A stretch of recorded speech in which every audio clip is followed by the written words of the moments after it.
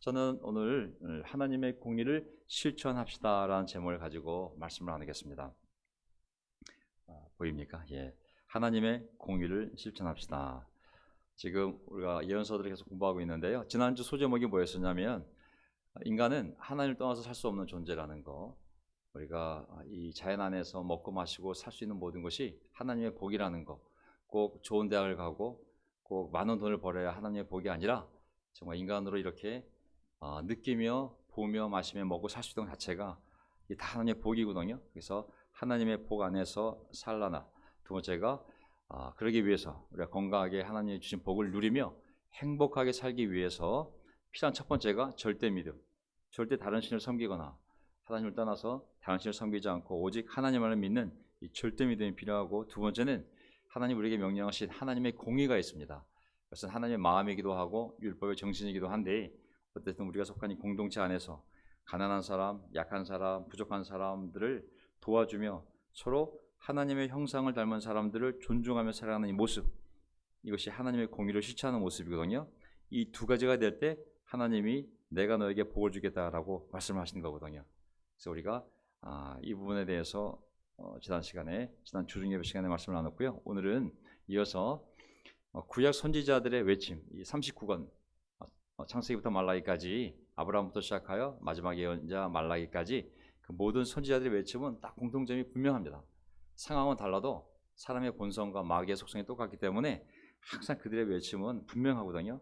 그 외침을 다시 한번 정리해보고, 그 외침에 대하여 그 예언자들이 그걸 외쳤을 때 어떻게 반응하냐에 따라서 개인과 가족과 그 공동체 민족의 운명이 갈려지거든요.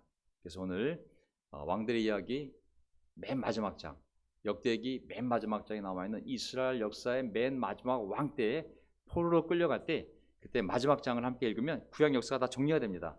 그러니까 구약 역사책 맨 마지막 장을 보게 되면 구약 역사를 정리할 수가 있습니다. 그걸 보게 되면 예언자의 반응한 대로 그들의 운명이 갈랐음을 알 수가 있습니다. 마지막에 예수님이 오셔서 다시 구약의 이 본 예언자들이 외쳤던 이 정신, 하나님의 공의를 실천하라. 이것이 다른 표현으로 뭐냐면 빛나는 빛이 되고 짠 소금으로서의 사명을 다하는 얘기가 똑같은 거거든요. 그래서 이 소점을 가지고 말씀을 정리해 보도록 하겠습니다. 자, 하나님을 어떤 상황 속에서도 끝까지 믿는 것, 실망하지 않고, 그리고 우리가 백성들 공동체, 그것이 구약에서는 하나님의 나라, 우리는 이 교회 안에서 하나님의 공의를 어떻게든지 간에 최선을 다해서 할 수 있을 만큼이라도 실천해 가는 것, 그것이 우리가 계속 복을 받고 우리를 통해서 세상이 또 복을 받고 다음 세대까지도 복을 받는 유일한 길은 이거밖에 없습니다. 어떤 상황에서 하나님을 끝까지 믿고, 그리고 하나님 우리에게 명령하신 하나님의 공의, 그 자비의 정신을 실천해 나가는 것, 이것만이 우리가 계속 하나님의 복을 받으며 행복하게 살아갈 수 있는 유일한 길임을 말씀을 드렸습니다.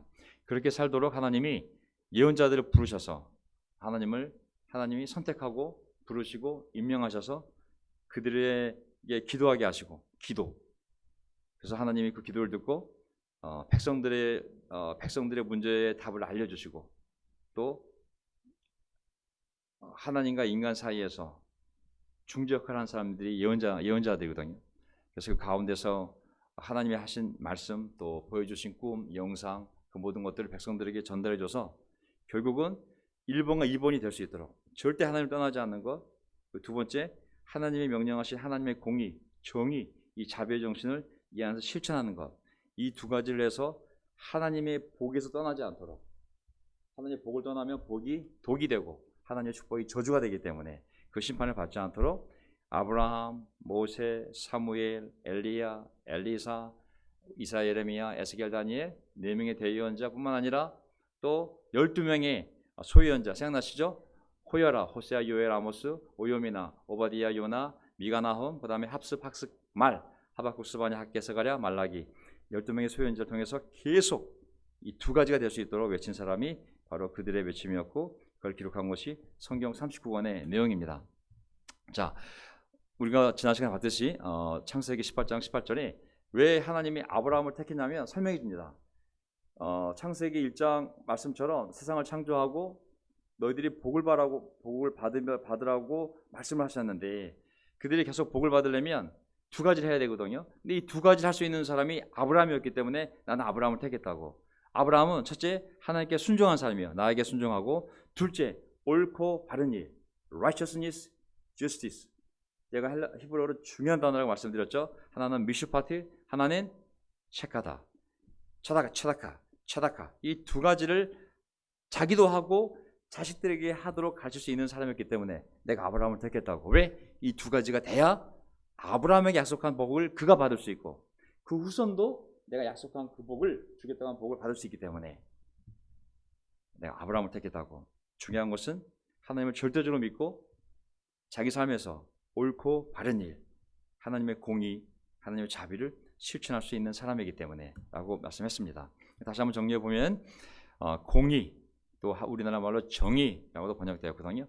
영어로는 righteousness, justice라고도 번역되어 있고, 세 번째 중요한 게 인자, 하나님의 인자, 하나님의 인의, 또한 인애, 자비, 사랑으로도 번역되어 있지만 이 세 가지거든요. 미슈파트, 체다카, 헤세드. 이 세 가지가 구약의 키워드입니다. 키워드. 그래서 영어로는 의로움, 하나님의 판결, 심판, 정의, 아니면 자비, mercy로 번역을 한 거거든요. 이 얘기를 제가 왜 하게 됐냐면 말라기 4장에 11조 얘기가 나온다. 11조. 생각나시죠? 사람들이 11조를 안 하게 되니까 하나님이 왜 내 거를 훔쳐가느냐. 근데 그 11조 돈의 문제가 아니라 이 11조에 대해서 예수님이 어떻게 해석을 했냐면 마태복음 23장 그때 생각나시죠?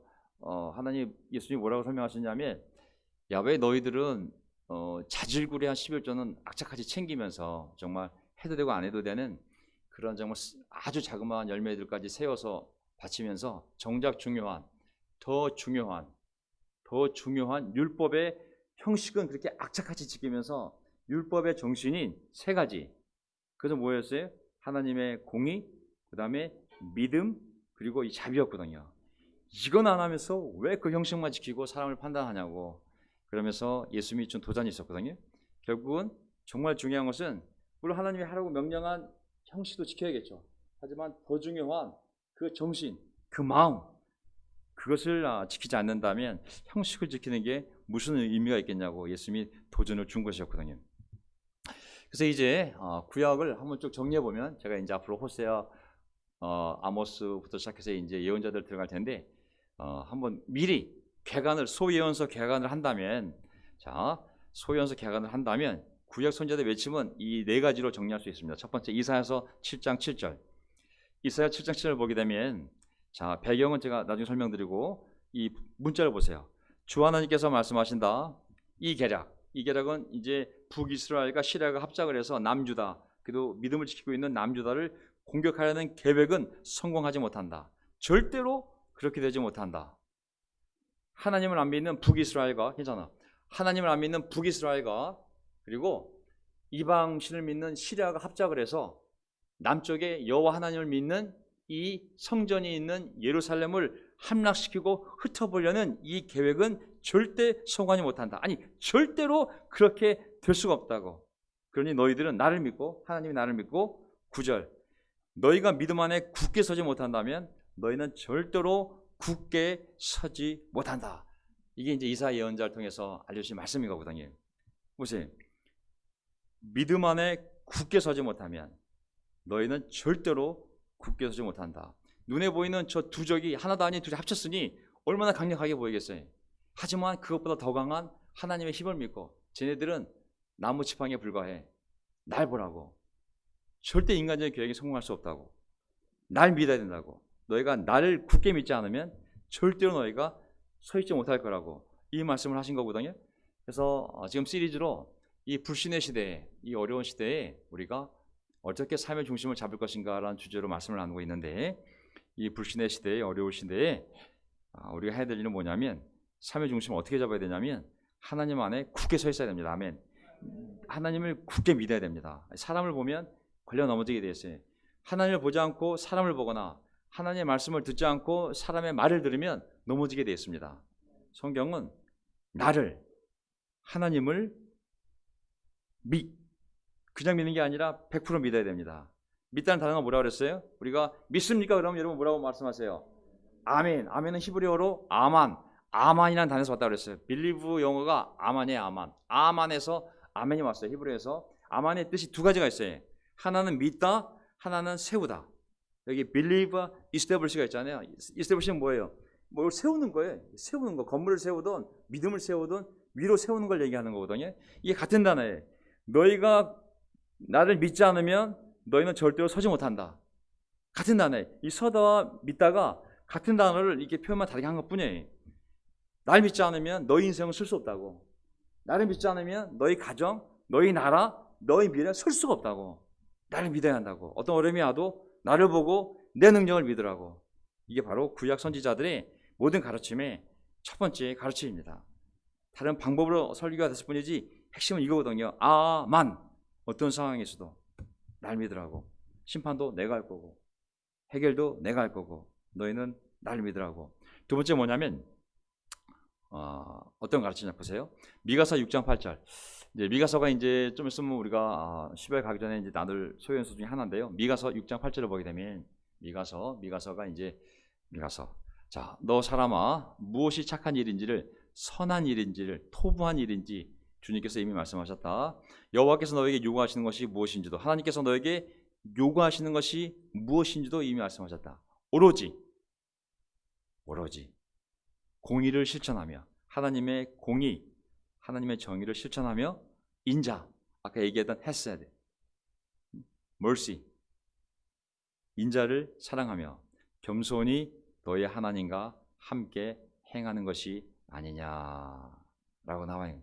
하나님이 진짜 원하는 것은 사람들이 이제 혼란스럽고 하나님의 의보다 세상의 권력이 더 세 보이고 공정하지 않고 뭔가 불의한 것이 넘치다고 생각이 들 때는 믿음이 사라지면서 이제 믿음대로 살려는 의욕과 자존심, 의욕과 힘이 사라질 수 있거든요.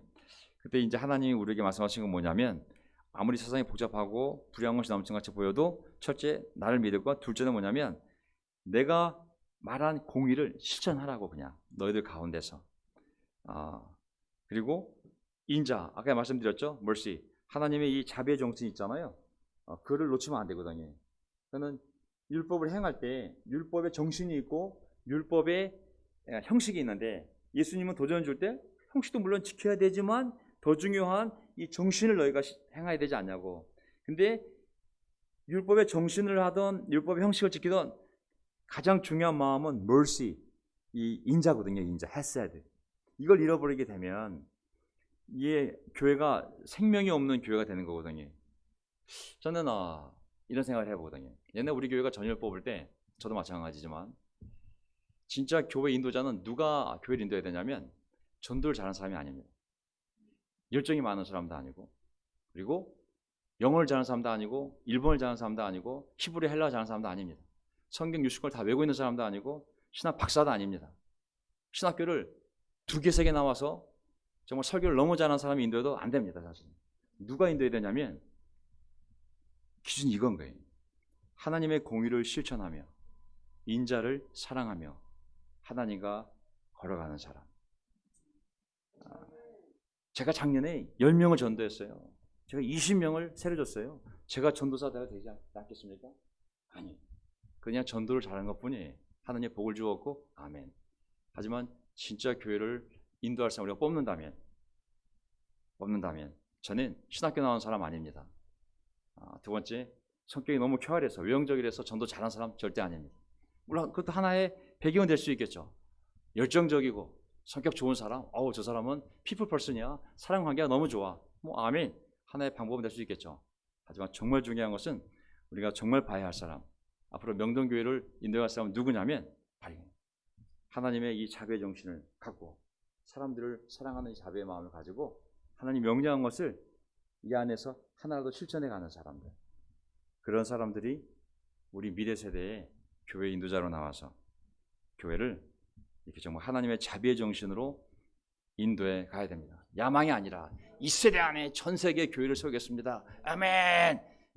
이런 야망이 아니라 그 공동체의 가장 작은 자라도 불쌍히 여기는 마음을 갖고 제가 매일 10명씩 전도하겠습니다. 선교가 저의 꿈입니다. 그건 네 꿈이고 하나님의 교회는 정말 이렇게 사람들의 영혼을 사랑하고 존중할 줄 알고 가장 강한 자가 아니라 가장 약한 자라도 소중히 여기며 돌볼 수 있는 그 하나님 헤세드의 마음을 가진 자, 이런 자들이 교회의 인도자가 돼야지만이 분열도 일어나지 않고 서로 협력하며 겸손하게 다음 세대를 잘 인도해 갈 수가 있습니다. 예. 자, 그 다음에 호세아 6장을 우리가 다시 볼까요? 아까 본 게 미가서 6장이잖아요. 다 보면 비슷비슷해요. 왜냐하면 이게 예언자들의 가르침이 다 비슷비슷하기 때문에 뭐 이게 예언자만 바뀌지. 이거 미가서 6장 8절이잖아요. 호세아 6장을 볼까요? 호세아 6장. 우리 호세아 이제 하기로 했는데 제가 배경 설명하느라 여기까지 왔는데 호세아 6장. 그래서 내가 예언자들을 보내어 너희를 산산조각 나게 하였으며 호세아 6장. 이제 호세아는 제가 말씀드렸다시피 나 입에서 나오는 모든 말로 너희를 죽였고 나의 심판이 너희 위에서 번개처럼 빛났다. 이스라엘 멸망하기 직전에 호세아 예언자가 북이스라엘에서 활동하던 예언자인데 이제 북이스라엘이 멸망하기 전에 하나님이 이 말씀을 그들에게 전해준 거예요. 내가 예언자들을 보내어 너희를 산산조각 나게 하였으며 나의 입에서 나오는 모든 말로 너희를 죽였고 나의 심판이 너희 위에서 번개처럼 빛났다. 6절 내가 바라는 것은 변함없는 사랑, 헤셋, 하나님의 자비이지 제사가 아니다. 불살라 바치는 제사보다는 너희가 나 하나님 알기를 더 바란다. 제발 내가 원하는 게 뭔지를 잘 알게 바란다고. 네가 신학교를 나왔는지 모르겠지만 이 타이틀이 목사인지 모르겠지만은 네가 지식이 많은지 모르겠는데 진짜 네가 나 알기를 바라는 게 뭐냐면 나는 자비 하나님이라고. 그 제사의 형식 이면에 뭐가 있냐고. 그 죄를 용서해주는 내 마음, 하나님의 마음이 핵심이지. 다리 두 토막 내고 내장 찌르고 껍질 벗기고 이 몇 토막 내야 되지? 이거 누구 줘야 되지? 이런 형식이 아니라고. 내가 바라는 것은 변함없는 헤셋, 사랑이다. 저는 이 구약 예언서가 다 똑같거든요. 사실 아까 똑같잖아요. 그 다음에 아모스 5장 호세아, 호여라, 호세아, 요엘, 아모스. 이제 아모스 보세요. 아모스 5장 6절을 보게 되면 물론 북이스라엘 멸망하기 전에 북이스라엘에 대한 하나님의 이제 예언인 것이죠. 너희는 주님을 찾아라. 너희는 그러면 산다. 그렇지 않으면 주님께서 여호와께서 하나님께서 요셉의 집에 북이스라엘에 불같이 달려드시어 베델을 살라 버리실 것이니 그때는 아무도 그 불을 끄지 못할 것이다. 베델은 이스라엘 백성들이 우상 섬기던 도시, 그들의 야망, 그들의 꿈, 그들의 비전, 그들의 집, 그들의 미래, 그들의 직장, 그들이 정말 미래 꿈꾸고 있는 희망이 있는 곳, 내가 살라버릴 거라고. 그때는 아무도 그 불을 끄지 못할 것이다. 왜? 하나님을 찾지 않기 때문에. 그러면서 너희는 다시 보세요. 공의를 쓰디쓴 소떼처럼 만들며 정의를 땅바닥에 팽개치는 자들이다. 이게 아까 righteousness, justice, 미슈파트, 차다카 이거잖아요, 그렇죠? 하나님의 공의, 하나님의 정의를 이렇게 망가뜨렸기 때문에 나도 너희를 똑같이 망가뜨리겠다고. 24절 결론이 뭐냐면 너희는 다만 회개하고 난 다음에 24절이니까 건너뛴 거예요. 제가 많이 정의가 물처럼 흐르게 하고 공의가 물처럼 흐르게 하고 미슈파트가 물처럼 흐르게 하고 이 사다카가 마르지 않는 강처럼 흐르게 하여라. 이 유명한 구절이거든요. 아모스의 제일 유명한 구절 같아요. 정의가 물처럼 공의가 물처럼 정의가 강처럼 흐르게 하라. 굉장히 유명한 구절이거든요. 제가 이 구절 언제 사용했냐면 한 10년 넘었을 거예요 아마. 우리 형제 중에 한 명이 자기 큰어머님의 아들, 자기 사촌형이 데모하다 죽었어요. 그래가지고 그 부모로 구성된 민주가족협의회인가가 있었어요. 그때. 그래가지고 그 운동권 학생들의 부모님으로 구성된 그 협의가 있었는데 어느 날 이 형제를 통해서 저에게 그런 정치적인 집회죠. 그런 이제 정치적인 집회가 있었는데 그 추모 예배, 이 죽은 이 대학생의 어머니가 우리 형제의 큰 어머니가 그러셨기 때문에 저한테 부탁이 와서 제가 추모 예배 때 짭새들 전경들도 많이 있고 운동권 출신들이니까 다 얼굴들이 편하진 않잖아요.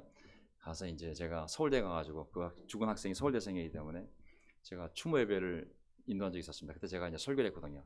그때가 사용한 구절이 바로 이 아모스 5장 24절 말씀이었어요. 정의가 그때는 설교 톤이 아니라 저도 이제 운동권 출신이기 때문에 데모 톤으로 메가폰 잡은 기분으로 정의가 강물처럼 흐르게 하라. 아마 그들도 긴장했을 거야. 아마. 목사들이 왔더니 목사가 아니라 이거 뭐 운동권이 올라와가지고 옛날에 피가 좀 다시 올라오더라고. 그때는 저 이 의미를 몰랐어요. 저는 그 당시만 해도 이 정의를 운동권의 정의로 생각을 했어요. 그냥 인간적인 정의. 근데 성경에서 한 정의는 그 정의보다 더 높은 정의인 것이죠. 정치적인 평등이 아니라 하나님 기준에서의 평등. 하나님의 형상을 닮은 인간에 대한 존중. 더 훨씬 고상하고 더 깊은 메시지인 것이죠. 자, 결국은 실천이 중요한 거거든요. 실천이 되지 않으면 이게 하나님의 뜻이 우리나라 안에서 이루어지지가 않습니다. 실천. 그래서 제가 오늘 설교 제목이 하나님의 공의를 실천하는 거거든요. 실천하지 않았을 때 북이스라엘이 도둑놈의 나라, 거짓말들의 나라, 거짓말 사기꾼들의 나라, 아주 그냥 잡놈들의 나라가 된 거예요. 하나님의 백성의 나라가 아니라 잡놈들의, 이방인들도 하지 않는 짓을 하는 잡놈들의 나라가 된 거예요. 하나님의 백성이. 그래서 하나님이 그 나라를 멸망시킬 수밖에 없었던 거거든요. 왜? 하나님의 공의를 실천하지 않으면 공면불이 돼가지고 아무 일도 하지 않거든요. 실천해야 되거든요. 그래서 우리가 믿고 우리가 계속 하나님의 복을 받고 우리 자손들도 복을 받고 이 복을 통해 세상의 복을 전하려면 첫째, 우리가 하나님을 절대적으로 믿어야 되고 절대신앙. 두 번째, 하나님의 정의, 하나님의 공의, 이 자비를 실천해야 됩니다. 근데 우리가 이것을 할 수 있는 날들이 많지가 않습니다. 이게 날들이 많지가 않습니다. 자꾸 우리 옛날 얘기하지만 우리가 하나님을 정말 믿고 하나님의 정의를 실천해야지 하고 마음을 먹고 살려고 그럴 때 우리가 아플 수가 있어요. 그리고 생명이 다할 수도 있습니다. 이게 우리 마음대로 안 됩니다. 뭐 내년에 하면 되죠. 뭐 아이고 좀 좋아지면 하죠. 뭐 아이고 뭐 애들 학교만 가면 이게 안 됩니다. 오늘이라는 날이 있을 때 이거 해야 되는 겁니다. 이게 생명, 이게 언제 우리가 끊을지 알 수가 없습니다. 사실 건강, 이게 어떻게 무너질지 알 수가 없습니다. 오늘이라는 날이 있을 때, 깨달음이 왔을 때 우리가 이 하나님의 미슈파트, 차다카 헤세드, 하나님의 정의, 공의, 이 자비를 우리 삶의 이 공동체 안에서 실천을 해야 되거든요. 그래서 오늘 사실 성찬 메시지의 설교가 다 들었기 때문에 제가 성찬 메시지와 헌금 메시지 안에 두 분이 마음으로 많은 얘기를 하셔서 많은 설교를 안 해도 좋은 메시지가 전달된다는 생각이 드는데요. 제가 시간이 없기 때문에 건너뛰고 이건 주중 예배 때 하도록 하겠습니다. 결국은 핵심 내용은 뭐냐면 역대하 36장을 보게 되면 역대하 36장을 보게 되면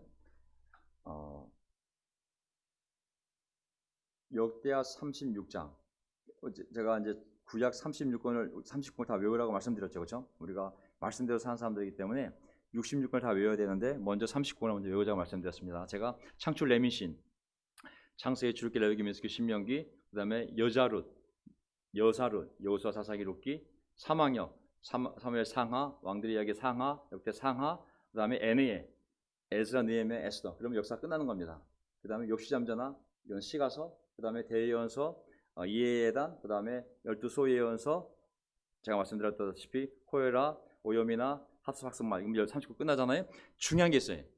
역사서 맨 마지막에 사무엘상, 사무엘하, 왕상, 왕하, 역대 상하, 역대기 상하가 뭐냐, 왕들의 역사거든요. 왕들의 역사 상하 맨 마지막 장이 36장이에요. 이 36장 다음에 뭐가 이어지냐면 에느에, 포로로 끌려갔다 온 사람의 이야기, 에스라, 느헤미야, 에스더 얘기가 되는 거거든요. 그래서 역대하에서 포로로 끌려가기 전에 마지막 이스라엘 역사가 기록되어 있는데 에스라 1장 1절과 역대하 32장 마지막 절이 연결되어 있어요. 이렇게. 왜냐면 이어지는 거니까. 끌려갔다, 그리고 끌려갔다부터 다시 또 시작하는 거기서부터. 끌려왔지만 이렇게 또 고레스로부터 시작해서 다시 모이게 되었다. 이게 똑같거든요. 그 연결 부위를 제가 잠깐 보고, 그 연결 보이고 왕들의 이야기 맨 마지막을 보게 되면 역대하 36장 22절을 보게 되면 그들이 포로로 끌려갔어요. 이제 포로로 끌려갔는데 아이고야, 포로로 끌려갔어. 21절까지 보면 이제 포로로 끌려갔다. 그래서 22절 보게 되면 페르시아의 고레스 왕이 왕위에 오른 첫 해에 주님께서는 예레미야를 시켜서 하신 말씀을 이루시려고 페르시아 고레스 왕의 마음을 움직이셨다. 고레스는 온 나라에 명령을 내리고 그것을 다음과 같이 써서 둘렀다. 23절 페르시아 고레스 왕은 다음과 같이 선포한다. 주 하늘의 하나님께서 나에게 이 땅의 모든 나라를 주셔서 다스리게 하시고 유다의 예루살렘에 그의 성전을 지으라고 명하셨다. 이 나라 사람 가운데 하나님을 섬기는 모든 백성에게 하나님께서 함께 하시기를 빈다. 그들을 모두 올라가게 하여라. 이게 왕들의 이야기 역대하 36장 맨 마지막 구절이잖아요. 근데 다시 에스라에 가면 1장 1절에 또 반복이 돼요. 페르시아 왕 고레스가 왕위에 오른 첫 해이다. 주님께서는 예레미야를 시켜서 하신 말씀을 이루시려고 페르시아 왕 고레스의 마음을 감동시키셨다. 고레스는 온 나라에 명령을 내리고 그걸 써서 다음과 같이 조수로 돌렸다. 그러면서 똑같이 이게 역사니까 연결될 거 아니에요, 그렇죠? 자, 근데 이제 왜 그렇게 끌려갔냐면 왜 그렇게 됐는지 정리한 게 바로 역대하 36장을 보게 되면 그냥 이스라엘 역사 총정리예요. 한번 보세요. 그냥 총정리가 돼요. 결국은 이 얘기예요. 12절 그 마지막 왕이 있었는데 마지막 왕 그는 하나님께서 보시기에 악한 일을 하였다. 그는 주님의 입에서 나오는 말씀을 선포하는 예레미야 예언자 앞에서 겸손하게 말씀을 받아들이지 않았다. 예언자를 무시한 것은 예언자의 말을 무시할 것이고 예언자의 말을 무시하면 그 말이 하나님 입에서 나오는 말이기 때문에 결국은 하나님의 말씀을 무시하는 거요. 하나님의 말씀을 무시하면 하나님을 무시한 거기 때문에 이렇게 된 거라고. 보세요. 그러면서 14절 지도급 인사들인 제사장들과 일반 백성도 크게 죄를 지어 이방의 모든 역겨운 일을 따라하였으며 마침내 그들은 주님께서 자신의 것으로 거룩하게 하신 예루살렘 성전을 더럽히고 말았다.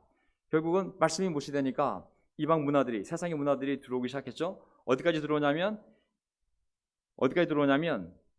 성전 안에까지 이방 문화가 들어와서 예루살렘 성전 하나님이 계신 집마저 더럽히고 말았다가 된 거거든요. 그래서 어떻게 됐냐면 15절 그들의 조상이 하나님이신 주님께서 그들과 그 성전을 구원하실 뜻으로 자신의 백성에게 예언자들을 보내시고 계속 예언자들 두 개를 구원하려고 첫째는 그들과 백성과 또는 하나님이 계신 그 집 그 성전을 구원하실 뜻으로 예언자들을 보내시고 또 보내셔서 경고에 경고를 거듭하셨지만 그들은 하나님의 특사 하나님의 tim부름꾼을 조롱하고 하나님의 말씀을 무시하고 하나님의 예언자들을 비웃었다. 그러다가 마침내 자신의 백성을 향한 주님의 분노가 치솟으시니 백성을 바로잡을 길이 전혀 없었다. 예수님 포도원 비유에서도 포도원 주인이 소장농들에게 계속 숯을 보내달라고 심부름꾼을 계속 보내는데 계속 죽이는 비유를 하시지 않습니까? 하나님은 계속 예언자들을 보냈고 계속 경고했지만 하나님의 말씀을 예언자들을 계속 무시했기 때문에 하나님이 분노하게 되었고 결과적으로 17절 하나님께서 바빌로니아 왕을 불러다가 자신의 백성을 치게 하셨다. 그래서 그 왕은 유다의 젊은이들을 닥치는 대로 칼로 쳐 죽이셨다. 심지어는 성전 안에서도 그러한 사륙을 삼가지 않았다. 하나님이 그들이 성전을 버렸기 때문에 성전 안에서조차도 이런 사륙이 벌어지게 한 거거든요. 심지어는 성전 안에서도 그러한 사륙을 삼가지 않았다. 그 왕은 잔인한 왕이 느부갓네살 아주 잔인한 왕이잖아요. 젊은이나 늙은이 여자나 남자 병약한 사람이나 건강한 사람을 가리지 않았다. 하나님은 이렇게 자기의 백성을 그 왕의 손에 넘기셨다. 그래서 포로로 끌려간 이야기가 바로 이제 이 마지막 왕 때 기록되어 있잖아요. 어떻게 되나 보세요. 18절 바빌로니아 왕은 하나님의 성전 안에 있는 크고 작은 기구와 주님의 성전 안에 있는 보물과 왕과 신하들이 가지고 있는 모든 보물을 모두 도성 바빌론으로 가져갔다. 그 왕은 19절 하나님의 성전을 불사르고 예루살렘 성벽을 헐고 궁궐들을 왕궁 궁궐들 다 부수고 값진 그릇들을 다 부수어 버렸다. 하나님이 준 것을 다 회수해 간 겁니다. 첫 번째 영적인 것을 회수해 갑니다. 하나님이 회수해 갈 때 영적인 것을 먼저 회수해 갑니다. 성전 회수. 성전이 회수되면 제사 회수, 예배를 드릴 수가 없어요. 제사장들도 사라지고 다 사라지는 거예요. 하나님께 나아갈 수 있는 길이 막히는 거예요. 혼자 예배 드릴 수도 없고 무서운 거거든요. 영적인 복을 다 회수하는 겁니다. 예배 드릴 수 있는 특권, 예배 드릴 장소, 예배 인도하는 사람들 다 회수하는 겁니다. 두 번째 뭘 회수하냐면 그들이 누리는 모든 보호, 예루살렘 성벽 성벽이 있어야 이 안에 살 수 있는 것. 성벽이 없다는 얘기는 뭐냐면 와서 마음대로 가져가세요 하는 거 똑같은 거거든요.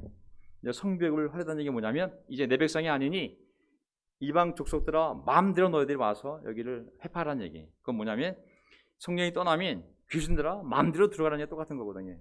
이 보호막을, 이 성벽을 하나님이 없애버리는 거예요. 결국은 하나님이 준 모든 복을, 영적인 복, 육적인 복을 다 회수해갑니다. 그럼 어떻게 되냐면 20절 또 칼에 맞아 죽지 않고 살아남은 자들은 바빌로니아로 데리고 가서 왕과 왕자들의 노예로 삼았다. 그들은 페르시아 제국이 일어서기까지 거기서 노예 생활을 하였다. 마지막에 뭘 가져가냐면 영적인 복을 가져가고 육적인, 물질적인 복을 다 가져갑니다. 하나님이. 왜? 영적인 복을 주었기에 물질적인 복을 다 준 거거든요. 건강 다 가져갑니다. 그 다음에 이스라엘 백성들 예를 보면 그 다음에 뭘 가져가냐면 그들의 생명을 가져가요. 생명. 그들이 살아있을 이유가 없는 거예요. 생명을 가져가고 두 번째 그들의 인생을 가져요. 인생. 그 무슨 얘기냐면 복된 인생이 아니라 노예 인생이 되는 거예요. 살아는 이때 자유가 있는 인간이 아니라 남의 나라의 노예로 살아가는 인생이 된 거거든요. 영적인 복을 가져가요.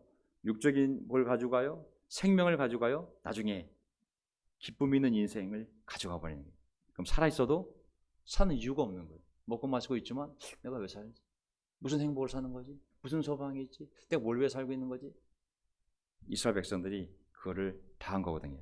그래서 21절 그래 주님께서 예레미야시켜서 땅에 70년 동안 황폐하게 되어 그동안 누리지 못한 연식을 다 누리게 될 것이다 하고 하신 말씀이 이르렀다. 이건 뭐냐면 이스라엘 백성들이 가나안 땅 들어갔을 때 분명히 하나님 말씀하셨거든요. 안식일을 지키고 안식년을 지키고 휴년을 지켜라. 너희가 일주일 한번 쉬면서 하나님께 예배드리면서 이 복이 어디서 온 거지? 하나님이 주신 것이지? 맞아. 하나님을 잘 믿어야 돼. 이걸 일주일 단위로 날마다 기억하라고. 근데 일주일 하루 쉬어야 되는데 욕심이 생기다 보니 광야에서는 그 믿음이 있었지만 막상 무엇이 생기면 생기는 것만큼 더 욕심이 생기거든요. 일주일 하루 쉬는 게 너무 아까운 거예요. 그 7년에 한 번씩 1년은 쉬어야 되는데 내가 씨를 뿌리면 이렇게 많은 풍요로운 수확을 하는데 내가 왜 쉬냐 안식년을 쉬년 내가 왜 종을 돌려줘. 이게 너무 이 탐욕이 점점 커지다 보니 안식일도 안 지켜 안식년도 안 지켜 이제 희년도 안 지켜 그러다 보니까는 땅이 좀 쉬어야 되는데 못 쉰 거예요. 그래서 너희들 탐욕 때문에 땅이 못 쉬었는데 그 못 쉬게 한 주체인 인간을 하나님이 심판하자 드디어 땅이 누리게 되다는 거거든요. 그래서 우리의 탐욕은 사실 이거 굉장히 위험한 거거든요. 그래서 결국은 이런 지경까지 이제 가게 된 거예요. 하지만 전 무엇을 말씀드리고 싶냐면 어떻게 보면 비참한 상황이잖아요. 이들이 이렇게 하나님의 땅에 들어와서 800년 지금 800년을 누리고 산 거예요. 800년 모세를 통하여 가나안 땅 정복하고 사사기 한 350년, 그다음에 왕들의 시간 한 450년에서 한 800년 좀 넘게 이 땅에서 잘 살아왔는데 하나님이 다시 도로 나가. 다 회수, 성전, 예배, 제사, 다 회수, 육적인 거 회수, 생명 회수, 그다음에 인생의 모든 복들 다 회수, 행복 회수, 살아있지만 삶의 의미가 사라진 인생을 노예로 살게 만들었잖아요. 근데 제가 이거 가지고 끝낼게요. 시간이 없으니까. 자,